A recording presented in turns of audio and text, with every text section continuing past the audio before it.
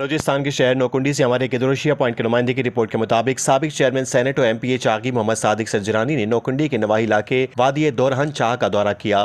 اس موقع پر ان کے ہمراہ ڈسٹرکٹ چیئرمین خان عبدالودود سنجرانی بھی موجود تھے۔ اہل علاقہ نے معزز مہمانوں کا پرتپاک استقبال کیا۔ دورے کے دوران علاقائی عمائدین ملا توکل، برہان زئی، سید بشیر، سید بلانوشی، ملک محمود، محمد زئی، محمد کریم شیر زئی، محمد عارف ڈگار زئی، باسط سید بلانوشی اور دیگر نے مقامی مسائل پر تفصیلی گفتگو کرتے ہوئے بوائز مڈل اسکول اور گرلز پرائمری اسکول کی اپ گریڈیشن کا مطالبہ کیا۔ انہوں نے مزید کہا کہ N40 کوئٹہ دفتان شاہراہ سے دورہن چاہ تک بلیک ٹاپ سڑک کو معیاری انداز میں مکمل کیا جائے اور آئندہ بجٹ میں کرکٹ اسٹیڈیم کے قیام کو بھی شامل کیا جائے۔ اس موقع پر محمد صادق سنجرانی نے خطاب کرتے ہوئے کہا کہ عوامی ترقی میرا مشن ہے اور علاقے کے مسائل کا حل اولین ترجیح ہے۔ انہوں نے یقین دہانی کرائی کہ بوائز مڈل اسکول کو ہائی اور گرلز پرائمری اسکول کو مڈل کا درجہ دینے کے لیے ٹھوس اقدامات کیے جائیں گے، جبکہ دورہن چاہ تک سڑک کی تکمیل کو یقینی بنا کر عوام کو بہتر سفری سہولیات فراہم کی جائیں گی۔ انہوں نے مزید کہا کہ نئے بجٹ میں کرکٹ اسٹیڈیم کے منصوبے کو بھی شامل کرنے کی کوشش کی جائے گی۔